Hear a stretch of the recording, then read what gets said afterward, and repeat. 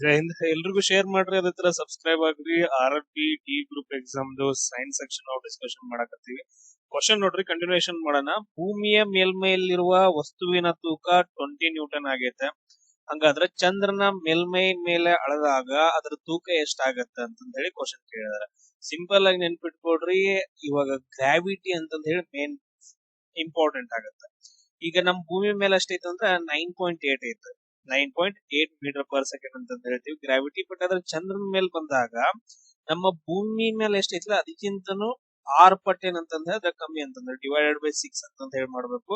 ಇವಾಗ ನಾವ್ ಏನ್ ಹೇಳ್ತೀವಿ ಅಂದ್ರೆ, ಈಗ ಭೂಮಿ ಮೇಲೆ ತೂಕ ಎಷ್ಟೈತಪ್ಪ ಅಂತಂದ ಹೇಳಿದ್ರೆ 20 ನ್ಯೂಟನ್ ಇತ್ತು ಅಂತಂದ ಹೇಳಿದ್ರೆ, ಈಗ ಚಂದ್ರನ ಮೇಲೆ ಎಷ್ಟಿರುತ್ತೆ /6 ಮಾಡ್ಬೇಕು. ಎಷ್ಟು ಬರ್ತೈತ್ರಿ? 3.33 ನ್ಯೂಟನ್ ಅಂತಂದ ಹೇಳಿ ಬರುತ್ತೆ. ಇದು ಇಂಪಾರ್ಟೆಂಟ್. ಸೊ ಈ ಫಾರ್ಮುಲಾವನ್ನ ನೆನ್ಪಿಟ್ಕೊಳ್ಳಿ. ಕ್ಲಿಯರ್? ಭೂಮಿ ಮೇಲೆ ಎಷ್ಟಿರುತ್ತಲ್ಲ ತೂಕ ಅದ್ರ /6 ಮಾಡಿದ್ರಿ ಅಂತಂದ್ರೆ ನಿಮ್ಗ ಚಂದ್ರನ ಮೇಲೆ ಇರುವಂತಹ ತೂಕ ಬರುತ್ತೆ. ಇದು ಇಂಪಾರ್ಟೆಂಟ್ ಆಗಿರೋ ಒಂದು ಕಾನ್ಸೆಪ್ಟ್. ಈ ಫಾರ್ಮುಲಾ ಮೇಲೆ ನಿಮಗ ಕ್ವಶನ್ಸ್ ಗಳು ಬರ್ತಾವ. ಯಾವ್ದಾದ್ರು ಒಂದ್ ಸೆಕ್ಷನ್ ಅಲ್ಲಿ ಬಂದೇ ಬರುತ್ತೆ ಕ್ವಶನ್. ಇದಾದ ನಂತರ ನೆಕ್ಸ್ಟ್ ನೋಡ್ರಿ, ಎಲ್ಲಾ ವಿಡಿಯೋಸ್ ಗಳನ್ನ ಕಂಪ್ಲೀಟ್ ಆಗಿ ಮಾಡಕ್ ಆಗಂಗಿಲ್ಲ. ಬಟ್ ಆದ್ರೆ ಒಂದು ಬುಕ್ ಐತ್ ನೋಡ್ರಿ, ಆಲ್ರೆಡಿ ನಾನು RRB ಗ್ರೂಪ್ ಇದು ಸೈನ್ಸ್ ಮಾಡೆಲ್ ಕ್ವಶನ್ ಪೇಪರ್ಸ್ ಗಳನ್ನ ನಾನು ಇದು ಬುಕ್ ಅನ್ನ ರಿಲೀಸ್ ಮಾಡಿದ್ದೆ. ಬಟ್ ಆದ್ರೆ ತುಂಬಾ ಜನ ತಗೊಂಡಿದ್ರು, 500 ಕಾಪೀಸ್ ಅಷ್ಟೇ ಇತ್ತು. ಸೊ ಅದು ಕಂಪ್ಲೀಟ್ ಆಗೈತೆ. ಇವಾಗ ತುಂಬಾ ಜನ ಕಾಲ್ ಮಾಡಿ ಮೆಸೇಜ್ ಮಾಡಿ ಕೇಳ್ತಿದ್ದೀರಿ, ಸರ್ ಬುಕ್ ಅವೈಲೇಬಲ್ ಇಲ್ಲ ಅಂತಂದೇಳಿ. ಎಸ್, ಅವೈಲೇಬಲ್ ಇಲ್ಲ. ಇವಾಗ ಪ್ರಿಂಟ್ ಎಲ್ಲ ಮಾಡಕ್ ಆಗಂಗಿಲ್ಲ ಅಷ್ಟೊಂದು ದೊಡ್ಡ ಇದ್ರಲ್ಲಿ. ಸೊ ಅದಕ್ಕೋಸ್ಕರ ನಾನೇನ್ ಮಾಡಿದೇನೆ ಅಂತಂದ್ ಹೇಳಿದ್ರೆ ಈ ಬುಕ್ ಪ್ರೊವೈಡ್ ಮಾಡ್ತೀನಿ. ಸೊ ಈ ಬುಕ್ ಪ್ರೊವೈಡ್ ಮಾಡ್ಕೊಂತೀನಿ. ನೀವು ಮೊಬೈಲ್ ಅಲ್ಲಿ ಹೋದ್ರಿ ಅಥವಾ ಜೆರಾಕ್ಸ್ ಹೊಡ್ಸ್ಕೊಂಡ್ ತಗೊಂಡ್ ಹೋದ್ರಿ, ನಿಮ್ಗೆ ಅದು ಪ್ರೈಸ್ ಎಷ್ಟಿರುತ್ತೆ ಅಂತಂದ್ ಹೇಳಿದ್ರೆ 30 to 50 rupees. ಮಿನಿಮಮ್ 30 rupees, ಆಮೇಲೆ ನೆಕ್ಸ್ಟ್ ಮ್ಯಾಕ್ಸಿಮಮ್ 50. ನಿಮ್ಗೆ ಎಷ್ಟು ಹಾಕ್ಬೇಕು ಅನ್ಸುತ್ತೆ ಅಷ್ಟು ಹಾಕ್ರಿ. ಅದಾದ ನಂತರ ನಂಗೆ ವಾಟ್ಸ್ಆಪ್ ಅಲ್ಲಿ ಏನಂತಂದ್ ಹೇಳಿದ್ರೆ ಇದು ಸ್ಕ್ರೀನ್ ಶಾಟ್ ಹಾಕ್ಬೇಕು. ಸೊ ಇದು ವಾಟ್ಸ್ಆಪ್ ನಂಬರ್ 8496868637. ಇದಕ್ಕೇನಂತಂದ್ ಹೇಳಿದ್ರೆ ಫೋನ್ ಪೇ ಮಾಡ್ಬಿಟ್ಟು ಸ್ಕ್ರೀನ್ ಶಾಟ್ ಹಾಕ್ರಿ. ನಾನು ನಿಮ್ಗೆ ಈ ಬುಕ್ ಅನ್ನ ಸೆಂಡ್ ಮಾಡ್ತೀನಿ, ಅದರಿಂದ ನೀವು ಯೂಸ್ ಮಾಡ್ಕೊಡ್ರಿ. ಸೊ ನೋಡ್ರಿ, ಟೋಟಲ್ ಆಗಿ 25 ಕ್ವಶನ್ ಪೇಪರ್ಸ್ ಗಳಿದಾವ. ಯಾವ ತರ ಇದಾವ ಅಂತಂದ ಹೇಳಿದ್ರೆ ಕಂಪ್ಲೀಟ್ ಆಗಿ ಏನಂತಂದ ಹೇಳಿದ್ರೆ ಹೇಳಿಕೆ ಸ್ಟೇಟ್ಮೆಂಟ್ ಲೆವೆಲ್ಗೆ, ಆಮೇಲೆ ಅಪ್ಲೈಡ್ ಲೆವೆಲ್ ಕ್ವಶನ್ಸ್ ಗಳು ಬರ್ತಾವ. ಇವನ್ ಸೆಕೆಂಡ್ PU, ಫಸ್ಟ್ PU, ಆಮೇಲೆ 8th 9th 10th ಎಲ್ಲ ಕವರ್ ಮಾಡ್ಕೊಂಡು, ಆಮೇಲೆ ಆಲ್ರೆಡಿ RRB ಎಕ್ಸಾಮ್ಸ್ ಗಳು ಕೇಳಿರುವಂತ ಕ್ವಶನ್ಸ್ ಗಳನ್ನ ಎಲ್ಲ ಕವರ್ ಮಾಡಿ ಇದ್ರಲ್ಲಿ ಹಾಕೈತೆ. ಪ್ರಾಪರ್ ಆಗಿ ನೋಡ್ಕೊಡ್ರಿ, ಅಂದ್ರೆ ತುಂಬಾ ಇಂಪಾರ್ಟೆಂಟ್ ಆಗತ್ತ. ಬಹಳ ಜನ ತಗೊಂಡಿದಾರೆ ಆಲ್ರೆಡಿ ಬುಕ್ಸ್ ಗಳನ್ನ. ಬಟ್ ಅದ್ರ ಬುಕ್ಸ್ ಗಳು ಅವೈಲೇಬಲ್ ಇಲ್ಲ. ಇವಾಗ ಈ ಬುಕ್ ಪ್ರೊವೈಡ್ ಮಾಡ್ತೀನಿ, ನಿಮಗ್ ಬೇಕು ಅಂತಂದ ಹೇಳಿದ್ರ. ಸೊ 30 rupees ಇಂದ 50 rupees ಗೊತ್ತೈತೆ, ಎಲ್ರು 30 rupees ಮಾಡ್ತೀರಿ ಅಂತಂದ ಹೇಳಿ ಫೋನ್ ಪೇ ಮಾಡ್ಬಿಟ್ಟು ಸ್ಕ್ರೀನ್ ಶಾಟ್ ಅನ್ನ ಸೆಂಡ್ ಮಾಡ್ರಿ. ನಾನು ನಿಮ್ಗೆ ಈ ಬುಕ್ ನ ಸೆಂಡ್ ಮಾಡ್ತೀನಿ. ಇದಾದ ನಂತರ ನೆಕ್ಸ್ಟ್ ಕ್ವಶನ್ಸ್ ಗಳನ್ನ ಡಿಸ್ಕಷನ್ ಮಾಡೋಣ. ನೋಡ್ರಿ, ಫ್ರೋತ್ ಫ್ಲೋಟೇಷನ್ ಅಂತಂದ ಹೇಳಿ ಬರುತ್ತೆ. ಫ್ರೋತ್ ಫ್ಲೋಟೇಷನ್ ಹಿಂಗಂದ್ರೆ ಏನ? ಫ್ರೋತ್ ಫ್ಲೋಟೇಷನ್ ಅಂತಂದ ಹೇಳಿ ಇದನ್ನ ಏನ್ ಮಾಡ್ತಾರ ಅಂತಂದ್ರೆ, ಅದಿರುಗಳನ್ನ ಈಗ ಮೇಲ್ಗಡೆಯಿಂದ ಏನಂತಂದ್ರೆ ಅದಿರುಗಳನ್ನ ಹಾಕಿ ಎಲಿಮೆಂಟ್ಸ್ ಗಳನ್ನ ಸಪರೇಟ್ ಆಗಿ ಮಾಡೋಕೆ ಫ್ರೋತ್ ಫ್ಲೋಟೇಷನ್ ನ ಯೂಸ್ ಮಾಡ್ತಾರೆ. ಇದು ಯಾವ್ದಕ್ ಬರುತ್ತೆ ಅಂತಂದ ಹೇಳಿದ್ರೆ ಮೇನ್ ಇಂಪಾರ್ಟೆಂಟ್ ಸಲ್ಫೈಡ್ಸ್ ಗಳನ್ನ, ಸಲ್ಫೈಡ್ ಅದಿರುಗಳನ್ನ ಸಪರೇಟ್ ಆಗಿ ಮಾಡೋಕೆ ಏನ್ ಮಾಡ್ತಾರೆ ಅಂದ್ರೆ ಫ್ರೋತ್ ಫ್ಲೋಟೇಷನ್ ಅನ್ನ ಯೂಸ್ ಮಾಡ್ತಾರೆ. ಹಿಂಗಂದ್ರೆ ಏನು ಸರ್? ಇದನ್ನ ಏನ್ ಮಾಡ್ತಾರೆ ಅಂತಂದ ಹೇಳಿದ್ರೆ, ಈ ತರ ವೆಸಲ್ಸ್ ಗಳಲ್ಲಿ ಸಲ್ಫೈಡ್ ಅದಿರುಗಳನ್ನ ಹಾಕ್ತಾರ. ಸಲ್ಫೈಡ್ ಅದಿರುಗಳು ಯಾವ್ಯಾವು? ಅವುಗಳನ್ನ ಕ್ವಶನ್ ಗಳನ್ನ ಕೇಳ್ಬೋದು. ಜಿಂಕ್ ಬ್ಲೆಂಡ್ ಅಂತ ಹೇಳಿ ಬರುತ್ತೆ. ಸಲ್ಫೈಡ್ ಅದಿರು ಯಾವ್ದು ಬರುತ್ತೆ ಅಂದ್ರೆ ಒಂದು ಜಿಂಕ್ ಬ್ಲೆಂಡ್ ಅಂತ ಬರುತ್ತೆ. ಇನ್ನೊಂದ್ ಯಾವ್ದು ಬರುತ್ತೆ ಅಂದ್ರೆ ಗ್ಯಾಲೆನಾ ಅಂತಂದೇಳಿ. ಈ ಗ್ಯಾಲೆನಾದಲ್ಲಿ ಕೂಡ ಸಲ್ಫೈಡ್ಸ್ ಗಳು ಇರ್ತಾವ. ಇವುಗಳನ್ನ ಸಪರೇಟ್ ಮಾಡ್ಬೇಕು. ಇವಾಗ ಕಲ್ಮಶಗಳು, ಕಲ್ಲ ಮಣ್ಣ ಇರುತ್ತೆ, ಅದನ್ನೆಲ್ಲ ಸಪರೇಟ್ ಮಾಡಿ ಈಗ ಸಲ್ಫೈಡ್ ನಷ್ಟೇ ಸಪರೇಟ್ ಮಾಡ್ಬೇಕಂತಂದ ಹೇಳಿದ್ರೆ ಅದು ಎಣ್ಣೆ ಜೊತೆಗೆ, ಅದ್ರಲ್ಲಿರುವಂತಹ ಎಣ್ಣೆಯ ಜೊತೆಗೆ ಸಲ್ಫೈಡ್ ಕಣಗಳು ಒದ್ದೆಯಾಗಿ ನೊರೆ ರೂಪದಲ್ಲಿ ಬರುತ್ತೆ ಈ ತರ. ಸೊ ಅದನ್ನ ಸಪರೇಟ್ ಆಗಿ ತಗೊಂಡ್ ಏನ್ ಮಾಡ್ತಾರ ಅಂದ್ರೆ ಅದನ್ನ ಒಣಗಿಸ್ಬಿಟ್ಟು ಸಲ್ಫೈಡ್ ಅದಿರುಗಳನ್ನ ಸಪರೇಟ್ ಮಾಡ್ಕೊಂತಾರ. ಇದು ಒಂದು ಏನಂತಂದ್ರೆ ಹೇಳಿದ್ರೆ ಫ್ರೋತ್ ಫ್ಲೋಟೇಷನ್ ಅಂತ ಹೇಳ್ತೀವಿ. ನೊರೆ ಮೂಲಕ ಸಲ್ಫೈಡ್ ಅದಿರನ್ನ ಸಪರೇಟ್ ಆಗಿ ಮಾಡೋದು. ನೆಕ್ಸ್ಟ್ ನೋಡ್ರಿ, ಪಾದರಸ ಅಂತ ಹೇಳ್ತೀವಿ. ಪಾದರಸ ಏನು? ಇದನ್ನ ನಾವು HG ಅಂತ ಹೇಳಿ ಮೆನ್ಷನ್ ಇದು ಮಾಡ್ತೀವಿ. ರಾಸಾಯನಿಕವಾಗಿ ಹೆಂಗ್ ಬರೀತೀವಿ? HG ಅಂತ ಹೇಳ್ತೀವಿ. ಮರ್ಕ್ಯೂರಿ ಅಂತ ಹೇಳ್ತೀವಿ. ಇವುಗಳನ್ನ ಎಲ್ಲಿ ಯೂಸ್ ಮಾಡ್ತಾರೆ ಅಂದ್ರೆ ಥರ್ಮೋಮೀಟರ್ ಅಲ್ಲಿ ಯೂಸ್ ಮಾಡ್ತಾರೆ. ಎದ್ರೊಳಗೆ ಯೂಸ್ ಮಾಡ್ತಾರೆ? ಥರ್ಮಾಮೀಟರ್ ಒಳಗಡೆ ಯೂಸ್ ಮಾಡ್ತಾರೆ. ಒಂದು. ಅದಾದ ನಂತರ ಇನ್ನೊಂದೇನಂದ್ರೆ ದಂತ ಚಿಕಿತ್ಸೆ ಒಳಗಡೆ. ನಿಮ್ಗೆ ಇವಾಗ ಹಲ್ಲಿಂದ ಏನಾದ್ರು ಚಿಕಿತ್ಸೆ ಮಾಡ್ಬೇಕಂದ್ರೆ ದಂತ ಚಿಕಿತ್ಸೆ ಒಳಗಡೆ ಈಗ ಹಲ್ಲು ಹುಳ್ತಿರುತ್ತೆ, ಅಲ್ಲೊಂದು ಮಟೀರಿಯಲ್ ಹಾಕ್ತಾರೆ ನೋಡ್ರಿ, ಅದನ್ನ ನಾವು ಅಮಲ್ಗಮ್ ಅಂತ ಕರಿತೀವಿ. ಏನಂತ ಕರಿತೀವಿ? ಅಮಲ್ಗಮ್ ಅಂತ ಹೇಳಿ ಕರಿತೀವಿ. ಆ ಅಮಲ್ಗಮ್ ಒಳಗಡೆ ಏನಿರುತ್ತೆ ಅಂದ್ರೆ ಪಾದರಸ ಇರುತ್ತ. ಆ ಕ್ವಶನ್ಸ್ ಗಳನ್ನು ಕೂಡ ಕೇಳಿದ್ದಾರೆ. ಅದಾದ ನಂತರ ನೆಕ್ಸ್ಟ್ ಸೋಡಿಯಂ ಬರುತ್ತೆ. ಸೋಡಿಯಂ ಅಂತಂದ ಹೇಳಿದ್ರೆ ನಾವು Na ಅಂತಂದ ಹೇಳ್ತೀವಿ. ಈಗ ನಾವು ಇನ್ನೊಂದು ಫಾರ್ಮುಲಾ ಬರೀತೀವಿ ನೋಡ್ರಿ, NaCl ಅಂತ ಹೇಳಿ. NaCl ಅಂದ್ರೆ ಸೋಡಿಯಂ ಕ್ಲೋರೈಡ್. ಇದನ್ನ ಅಡಿಗೆ ಉಪ್ಪು ಅಂತ ಹೇಳ್ತೀವಿ. ಇದನ್ನ ಅಡಿಗೆ ಉಪ್ಪಿನ ರಾಸಾಯನಿಕ ಹೆಸರು ಅಂತ ಹೇಳಿ. ಅದಾದ ನಂತರ ಬೀದಿ ದೀಪಗಳು ಬರ್ತಾವ ಗೊತ್ತಿದೆ. ಬೀದಿ ದೀಪಗಳಲ್ಲಿ ಬಳಸುವಂತಹ ಒಂದು ಗ್ಯಾಸ್ ಯಾವುದು ಅಂತಂದ ಹೇಳಿದ್ರೆ ನಾವು ಸೋಡಿಯಂ ವೇಪರ್ ಗ್ಯಾಸ್ ಅನ್ನ ಬಳಸ್ತೀವಿ, ಅಂದ್ರೆ ಸೋಡಿಯಂ ಗ್ಯಾಸ್ ಅನ್ನ ಬಳಸ್ತೀವಿ. ಆ ರೀಸನ್ಗೋಸ್ಕರ ಅದು ಹಳದಿ ಬಣ್ಣಕ್ಕೆ ಬರುತ್ತೆ. ಹಳದಿ ಬಣ್ಣದ ಲ್ಯಾಂಪ್ ಗಳೆಲ್ಲದ್ರ ಇದ್ರಂದ್ರೆ ಅದ್ರೊಳಗ ಸೋಡಿಯಂ ಅನ್ನ ಬಳಸ್ತಾರ. ಅದಾದ ನಂತರ ನೆಕ್ಸ್ಟ್ ನಿಮ್ಗೆ ಗೊತ್ತೈತಿ ಕಾಪರ್ ಅನ್ನ ಎದರಲ್ಲಿ ಬಳಸ್ತಾರ ಅಂತಂದ ಹೇಳಿದ್ರೆ ವಿದ್ಯುತ್ ವೈರಿಂಗ್ ಗಳಲ್ಲಿ ಬಳಸ್ತಾರ. ವಿದ್ಯುತ್ ವೈರಿಂಗ್ ಗಳಲ್ಲಿ ಏನಂದ್ರೆ ಕಾಪರ್ ನ ಬಳಸ್ತಾರ, ಫ್ಯೂಸ್ ಗಳಲ್ಲಿ ಕಾಪರ್ ನ ಬಳಸ್ತಾರ. ಈ ಪಾಯಿಂಟ್ಸ್ ಗಳನ್ನ ಡೇ ಟು ಡೇ ಲೈಫ್ ಅಲ್ಲಿ ನೆನಪು. ಇದಾದ ನಂತರ ಅಲ್ಯೂಮಿನಿಯಂ ನ ಪರಮಾಣು ದ್ರವ್ಯ ರಾಶಿ ಎಷ್ಟೈತೆ ಅಂದ್ರೆ 27 ಐತೆ. ಅಲ್ಯೂಮಿನಿಯಂ ನ ಪರಮಾಣು ದ್ರವ್ಯ ರಾಶಿ ಎಷ್ಟೈತೆ? 27 ಐತೆ. ಅದಾದ ನಂತರ 54 ಗ್ರಾಮ್ ಅಲ್ಯೂಮಿನಿಯಂ ನಲ್ಲಿರುವ ಅಣುಗಳ ಸಂಖ್ಯೆ ಎಷ್ಟು ಅಂತ ಕೇಳಿದಾರೆ. 54 ಗ್ರಾಮ್ ಅಲ್ಯೂಮಿನಿಯಂ ನಲ್ಲಿ ಅಣುಗಳ ಸಂಖ್ಯೆ ಎಷ್ಟು ಅಂತ ಕೇಳಿದ್ರೆ ಇದು ತುಂಬಾ ಇಂಪಾರ್ಟೆಂಟ್. ಈ ತರ ಕ್ವಶನ್ಸ್ ಗಳನ್ನ ಕೇಳ್ತಾರೆ. ಎಸ್, ಇಲ್ಲಿ ನೋಡ್ರಿ ನಾವು ಏನ್ ಮಾಡ್ಬೇಕಂತಂದ ಹೇಳಿದ್ರೆ ಅಣುಗಳ ಸಂಖ್ಯೆಯನ್ನ ಕಂಡುಹಿಡಿಬೇಕಂತಂದ ಹೇಳಿದ್ರೆ ಮೋಲ್ಗಳ ಸಂಖ್ಯೆಯನ್ನ ಕಂಡುಹಿಡಿದ್ರೆ ಸಾಕು. ಮೋಲ್ಗಳ ಸಂಖ್ಯೆ ಈಕ್ವಲ್ ಟು ಏನಾಗುತ್ತಂದ್ರ ಕೊಟ್ಟಿರುವ ದ್ರವ್ಯ ರಾಶಿ.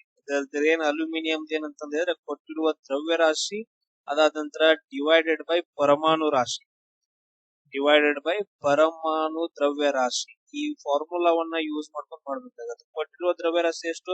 54 ಅಂತ ಹೇಳಿ ಕೊಟ್ಟಿದಾರೆ. ಪರಮಾಣು ದ್ರವ್ಯ ರಾಶಿ ಎಷ್ಟೈತಿ? 27 ಅಂತ ಐತೆ. ಸೊ ಡಿವೈಡ್ ಮಾಡ್ರಿ 2 ಅಂತ ಹೇಳಿ ಬರುತ್ತೆ. 2 ಮೋಲ್ಸ್ ಅಂತ ಹೇಳಿ ಬರುತ್ತೆ. ಅಣುಗಳ ಸಂಖ್ಯೆ ಎಷ್ಟು? 2 ಮೋಲ್ಸ್ ಅಂತ ಹೇಳಿ.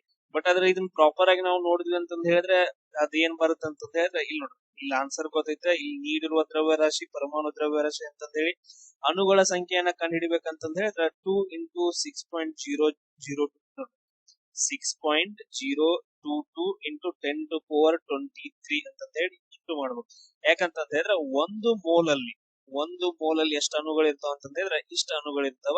ಇಂಟು 2 ಮಾಡ್ಕೊಂಡ್ರೆ ಅಂತಂದ ಹೇಳಿದ್ರೆ 1.204 into 10 to power 24 ಅಣುಗಳು ಅಂತ ಹೇಳಿ. ಈ ತರ ಆನ್ಸರ್ ಕೊಟ್ರು ಅಂತಂದ ಹೇಳಿದ್ರೆ ಇದು ಇಂಟು ಮಾಡ್ಕೋಬೇಕು. ಇಲ್ಲ ಅಂತಂದ ಹೇಳಿದ್ರೆ ನಾರ್ಮಲ್ ಆಗಿ ಕೊಟ್ರು ಅಂದ್ರೆ ನಾರ್ಮಲ್ ಆಗಿ ಬರ್ಕೋಬೇಕು ಎಷ್ಟು ಮೋಲ್ಗಳಂತ ಹೇಳಿ. ಇದು ನೋಡ್ರಿ ಫಸ್ಟ್ ಒಂದ್ ಹೇಳಿದ್ದು, ಆಮೇಲೆ ಇದು ಇವಾಗ ಏನ್ ಮಾಡಿದ್ವಲ್ಲ ಕ್ಯಾಲ್ಕುಲೇಷನ್.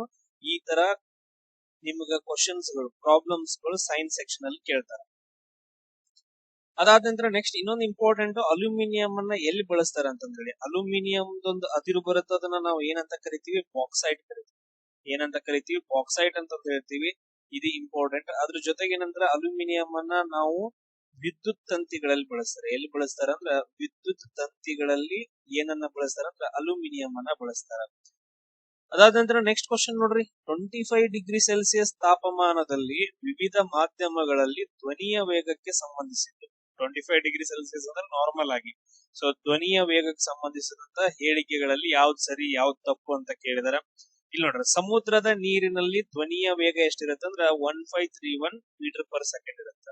ಅದಾದ ನಂತರ ಇಥೆನಾಲ್ ಒಳಗಡೆ ಧ್ವನಿಯ ವೇಗ ಎಷ್ಟಿರುತ್ತೆ? 1200 ಇರುತ್ತೆ ಅಂತ ಕೊಟ್ಟಿದ್ದಾರೆ. ಈಗ ನೋಡ್ರಿ ಪರ್ಟಿಕ್ಯುಲರ್ ಆಗಿ ಕ್ಯಾಲ್ಕುಲೇಷನ್ ಮಾಡಿದಂತ ಹೇಳಿದ್ರೆ ಇಲ್ಲಿ ನಿಮಗೆ ಕೊಟ್ಟಿದ್ದಾರೆ ನೋಡ್ರಿ. ಸೊ ಇವಾಗ ಸಮುದ್ರದ ನೀರಿನ ಒಳಗಡೆ ಎಷ್ಟಿರುತ್ತೆ? 1531 ಮೀಟರ್ ಪರ್ ಸೆಕೆಂಡ್. ಅದು ಕರೆಕ್ಟ್ ಆಗೈತೆ. ಆಮೇಲೆ ಎಥನಾಲ್ ಒಳಗಡೆ ಎಷ್ಟಿರುತ್ತೆ ಅಂದ್ರೆ 1207 ಇರುತ್ತೆ. ಎಷ್ಟಿರುತ್ತೆ ಅಂದ್ರೆ 1207. ಬಟ್ ಅದ್ರ ಇಲ್ಲಿ 1200 ಕೊಟ್ಟಿದ್ದಾರೆ, ಇದು ರಾಂಗ್ ಆಗತ್ತೆ. ಇಲ್ಲಿ ಎ ಮಾತ್ರ ಸರಿ ಅಂತ ಹೇಳ್ತೀವಿ. ಏನಂತ ಹೇಳ್ತೀವಿ? ಎ ಮಾತ್ರ ಸರಿ. ಆಮೇಲೆ ಧ್ವನಿ, ಶಬ್ದ ಅಂತಂದ ಹೇಳ್ತೀವಲ್ಲ, ಶಬ್ದ ಅತಿ ಹೆಚ್ಚಿನ ವೇಗದಲ್ಲಿ ಯಾವ ವಸ್ತುಗಳಲ್ಲಿ ಟ್ರಾನ್ಸ್ಫರ್ ಆಗತ್ತೆ ಅಂತಂದ ಹೇಳಿದ್ರೆ ಸಾಲಿಡ್ ವಸ್ತುಗಳಲ್ಲಿ ಅತ್ಯಂತ ಸ್ಪೀಡ್ ಆಗಿ ಹೋಗುತ್ತೆ ಧ್ವನಿ.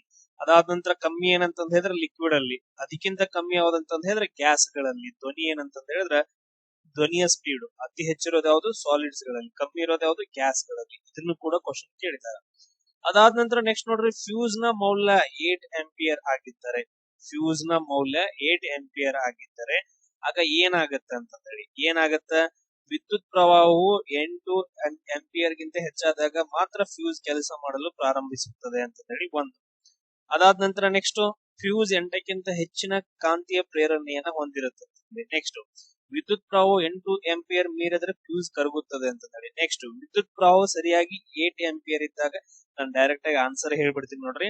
ಈಗ ನೋಡ್ರಿ, ಈಗ ಫ್ಯೂಸ್ ನ ಮೌಲ್ಯ 8 ಆಂಪಿಯರ್ ಇತ್ತು ಅಂತಂದ ಹೇಳಿದ್ರೆ 8 ಆಂಪಿಯರ್ ಗಿಂತ ಎಲ್ಲಾದ್ರೂ ಜಾಸ್ತಿ ಕರೆಂಟ್ ಬಂತು ಅಂತಂದ್ರೆ ಫ್ಯೂಸ್ ಕರಗಿಬಿಡುತ್ತೆ. ಫ್ಯೂಸ್ ಕರಗಿಬಿಟ್ಟು ಏನಂದ್ರೆ ಸುಟ್ಟೋಗುತ್ತೆ. ಫ್ಯೂಸ್ ಸುಟ್ಟೋಗಿತ್ತು ಅಂತ ಹೇಳ್ತೀವಲ್ಲ, ಇದು ಮ್ಯಾಕ್ಸಿಮಮ್ ಎಲ್ಲಿವರೆಗೂ 8 ಆಂಪಿಯರ್ ಒಳಗೂ ಮಾತ್ರ ತಡ್ಕೊಳುತ್ತೆ. 8ಕ್ಕಿಂತ ಸ್ವಲ್ಪ 8.1 ಹೋಯ್ತಂದ್ರೆ ಫ್ಯೂಸ್ ಕರಗುತ್ತೆ. ಸೊ ಅದ್ರ ಕೆಲಸ ಫ್ಯೂಸ್ ನೆನ್ಪಿಟ್ಕೊಡ್ರಿ.